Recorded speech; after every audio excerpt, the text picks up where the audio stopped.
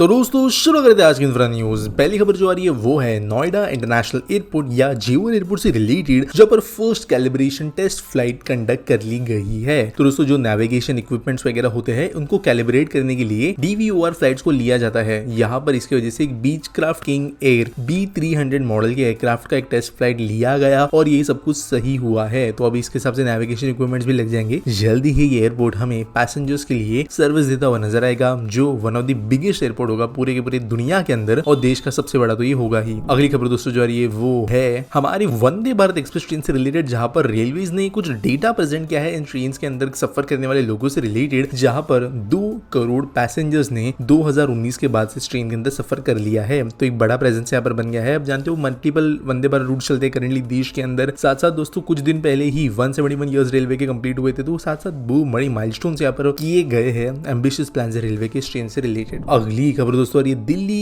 Airport के air India lounge से related, जो टर्मिनल 3 में मौजूद है। काफी ज्यादा फेमस ये लाउंज है और इसको जो है अब क्लोज कर दिया गया है अप्रैल 19 से आने वाले कुछ समय के लिए, क्योंकि इसको जो है बहुत बड़े लेवल पर अपग्रेड किया जा रहा है। एयर इंडिया ऑफिशियल्स ने कहा है कि इस समय पर होगा ये कि जो first class and business class travellers है वो इस लाउंज के बदले एनक्लेम लाउंज जो लेवल 3 पर मौजूद है वहां पर जा सकते हैं, और बाद में जब खुल जाएगा तब एयर इंडिया का महाराजा लाउंज फिर से लोगों को हॉस्पिटैलिटी देने के लिए तैयार होगा। वैसे दोस्तों कुछ और ऐसे लाउंज डेवलपमेंट्स भी होने वाले हैं। अगली दोस्तों खबर जो आ रही है वो है Indian renewable energy development agency IRDAC, जिन्होंने इनॉग्रेट किया है अपना एक new office gift city Gandhinagar के अंदर। तो यहाँ पर बेसिकली ये कंपनी या कहीं तो काइंड ऑफ गवर्नमेंट भी इसमें हिस्सेदार है, ये बड़े लेवल पे काम करी है। फ्यूचर ग्रोथ अपॉर्चुनिटीज देखते हुए एनर्जी सेक्टर के अंदर इन्होंने ये यहाँ पे ऑफिस खोला है, और कई जो प्रोजेक्ट चल भी रहे आसपास पूरी दुनिया के अंदर भी, देश के अंदर भी, उसको मिलकर यहाँ पे काम करेंगे। यहाँ पर बेसिकली फॉरेन करेंसी लोन्स और ग्रीन प्रोजेक्ट देने का भी काम IRDA करेगी। अगली खबर दोस्तों आ रही है MG मोटर इंडिया से रिलेटेड, जिन्होंने एक MOU साइन किया है 2 एप्सिलॉन ग्रुप सब्सिडरीज के साथ में। एक है पावर EV जिसके जरिए चार्जिंग सॉल्यूशंस बनेंगे, और लाइको जो कि बैटरीज बनाने का और रिसाइकलिंग करने का काम करती है। सेकेंड लाइफ बैटरी के अंदर इनकी एक्सपर्टीज है। तो दोस्तों MG आप जानते हो EVs भी भारत के अंदर बेचता है। अब अभी रिसेंटली JSW ग्रुप जो है एक मेजर पार्टनर बन गई है, और MG मोटर इंडिया नाम की एक कंपनी बनी है। जो पूरा चाइनीज ओनरशिप स्ट्रक्चर था वो चेंज हुआ था, इसके हिसाब से यहाँ पर अब ये काम कर रहे हैं भारत में। अगली खबर दोस्तों जो आ रही है वो है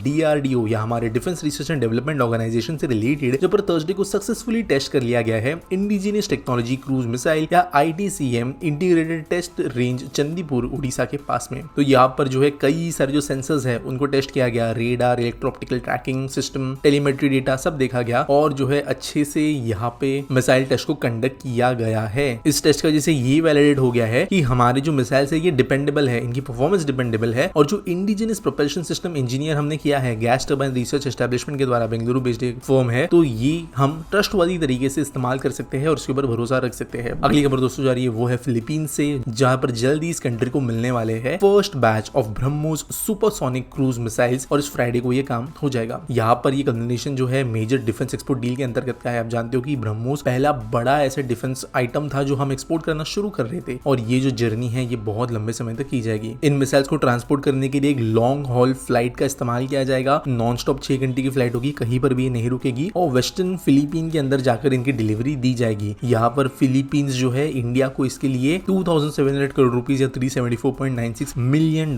दे रहा है। आज के आस्पिटी सवाल के बारे में बात करें तो फ्रेंड 11 पूछते हैं why don't we use ships for long distance human transport along coast in India. तो देखो यार, एक सिंपल सी बात समझने के लिए देखो, कोस्ट के जरिए अगर समुद्र से लोगों को सफर करवाना है तो ये कई दिक्कतों के साथ में आता है। पहली बात ये कि कितना भी फास्ट बोट क्यों ना हो, वो रेलवे या रोड्स के साथ में हम कंपेयर नहीं कर सकते।